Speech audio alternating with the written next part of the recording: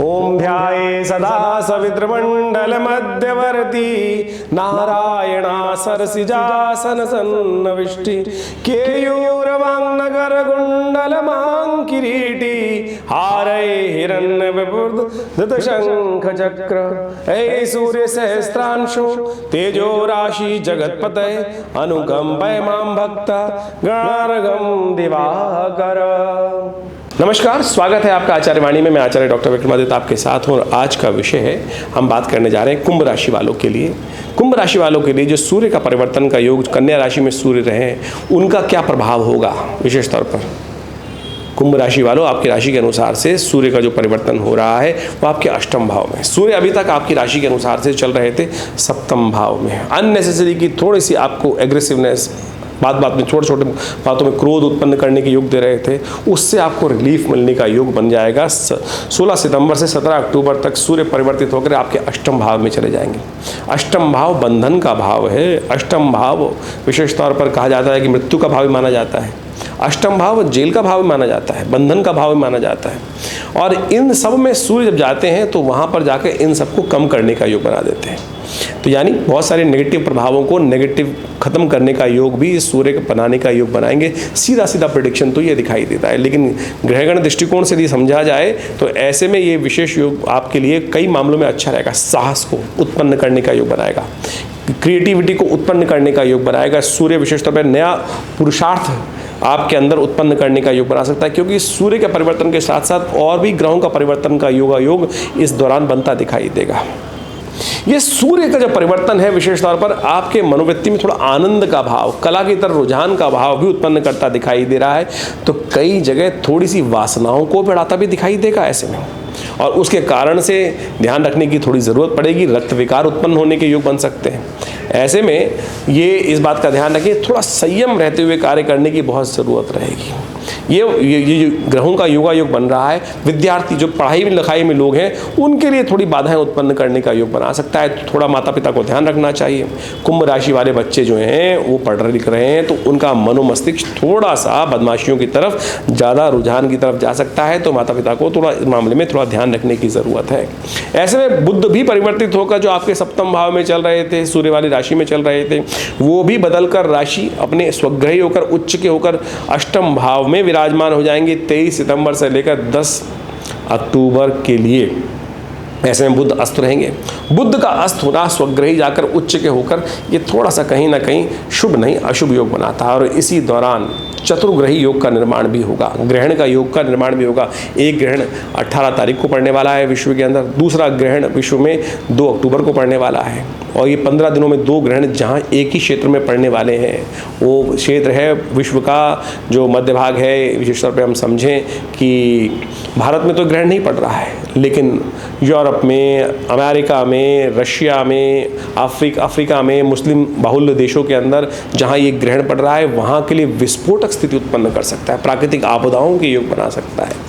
अतिवृष्टि के योग भी बनते कई जगह दिखाई दे रहे हैं। ऐसे में उनके कारण से भूस्खलन इत्यादि के योग भी कई जगह आपको देखने को मिल सकते हैं विश्व के अंदर। इस दौरान राज्यों के भंग होने के योग बन सकते हैं। राजनेताओं की मृत्यु के संदेश, ऐसे में जो उपद्रवकारी योग का निर्माण हो सकता है। ऐसे में इन समस्त ग्रहों की युति के कारण से जो योग बन रहे हैं, तो ऐसे में थोड़ा सा उपाय करने की ज़रूरत है आपकी राशि के अनुसार से। समझें, एक बात और समझें, ग्रह के दृष्टिकोण से सूर्य का ये परिवर्तन के दौरान 2 मुख्य चीज़ें रहेंगी। एक तो श्राद्ध रहेंगे और साथ साथ नवरात्र का पदार्पण भी इसी दौरान रहने वाला है। और नवरात्र का पदार्पण जब जिस समय रहेगा, माँ भगवती का जो इस बार संकेत मिल रहा है वो अशांति का संकेत ही मिल रहा है। भगवती अश्व पे आरूढ़ होकर खड़ग हस्त में धारण करती हुई जो आरूढ़ होते हुए आ रही हैं नवरात्र के पदार्पण के समय में, इन नवरात्र के दौरान ही, तो वो कहीं ना कहीं अशांति का प्रतीक दिखाते हैं, उपद्रव का प्रतीक दिखाती हैं। तो ऐसे में आप अपने मनोमस्तिष्क को शांत रखते हुए कार्य करने का आपको प्रयास करना चाहिए।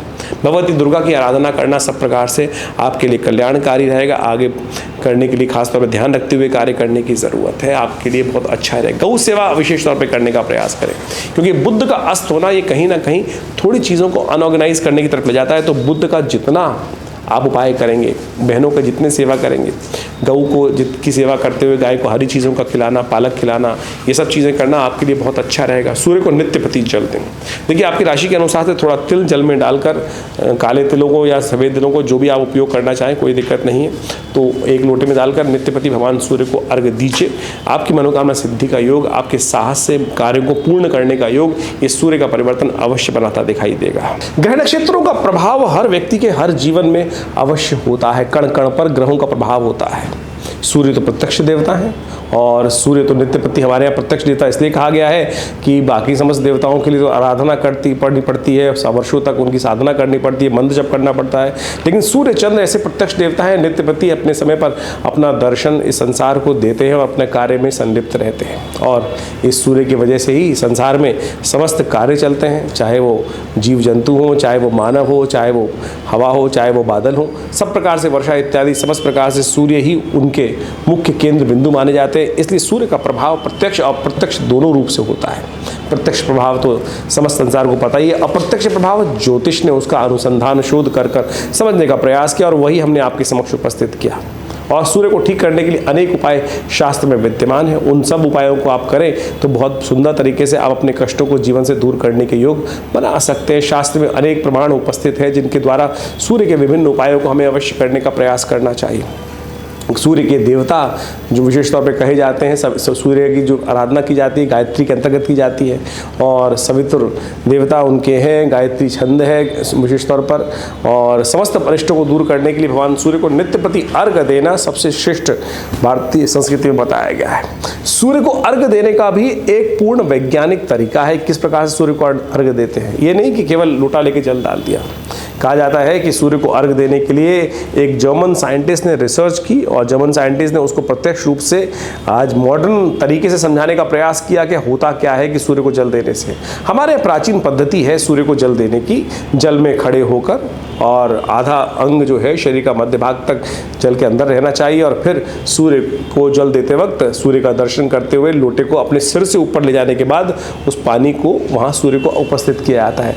वैज्ञानिक दृष्टिकोण से उन साइंटिस्ट ने, जो जर्मन के साइंटिस्ट उन्होंने ये उपस्थित किया कि जब शरीर पे जो किरणें उस जल से निकल कर आती हैं वो जीवनी तरंगों का, जीवनी शक्ति का आपके शरीर में जो उस पानी से छन कर आपके शरीर में आ रही हैं, तो वो विशेष तौर पर बहुत ही प्रभावी होती हैं और जीवनी शक्ति को प्रदान करती हैं।